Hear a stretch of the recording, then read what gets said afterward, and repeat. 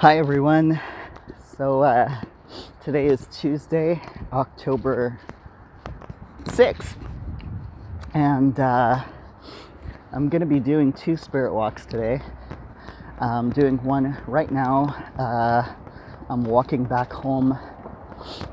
It takes about an hour. It's about an hour, 5 kilometer walk from Resilience Montreal, and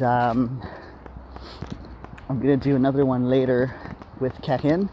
We're going to do a good, 10 kilometers tonight together. And as usual, we'll talk about all the decolonial things, because that's what we do.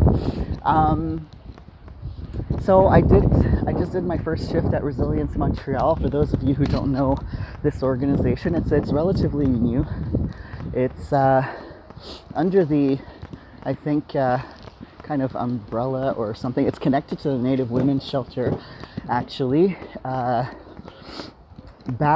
a couple years ago, the city was shutting a lot of things were getting shut down in the Cabot Square area, and Cabot Square has, for a long time, it's been kind of a site of community for a lot of homeless folks in that area, particularly Indigenous homeless folks.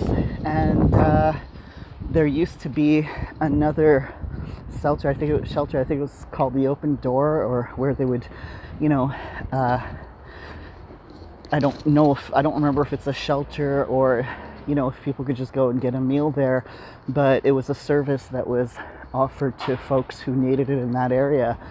And you know how it is, right, with gentrification. I mean, that area, of course, condos went up and stuff, and so all these wealthy people who can afford condos, they don't want homeless people around. So I think there was a lot of pressure to shut down the Open Door and to kind of try to move that population further east.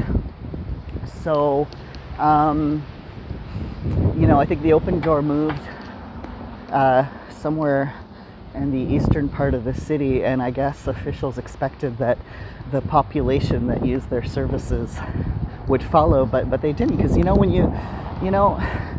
I mentioned in a previous video how in something that's very present in the variety of Indigenous worldviews that exists is that connection to place.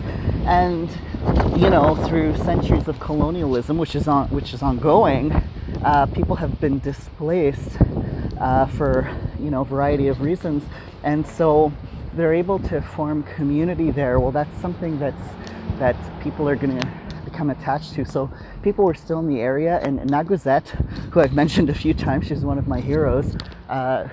When she was on the news at one point, saying that between the time that the Open Door moved and until they were able to start providing services again through Resilience, I think, it was just a few months, and I think 14 people died.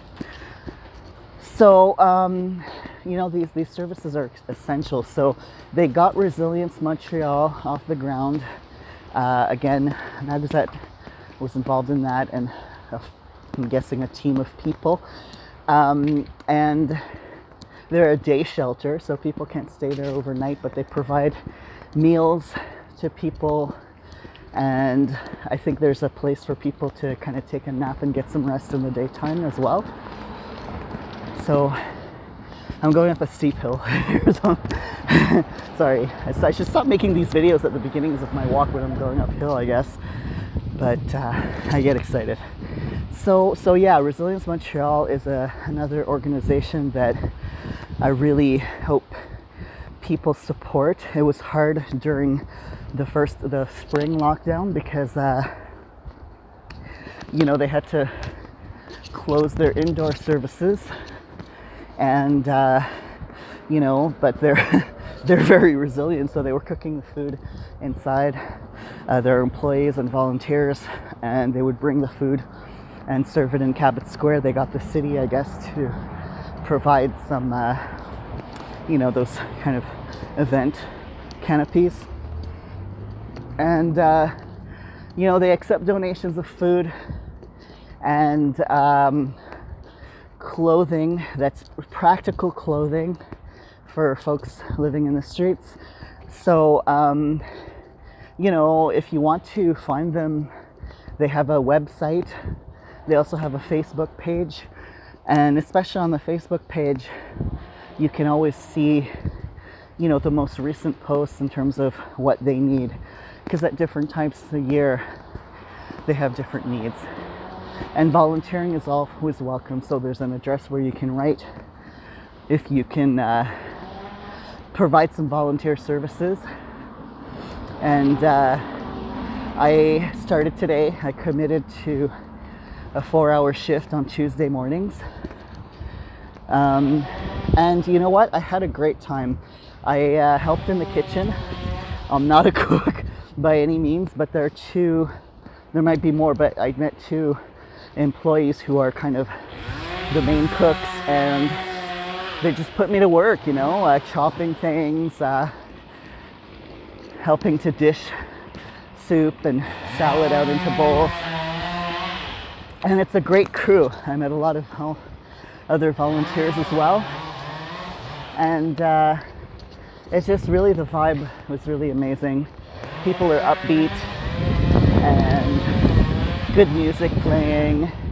And it felt very gratifying to be able to help.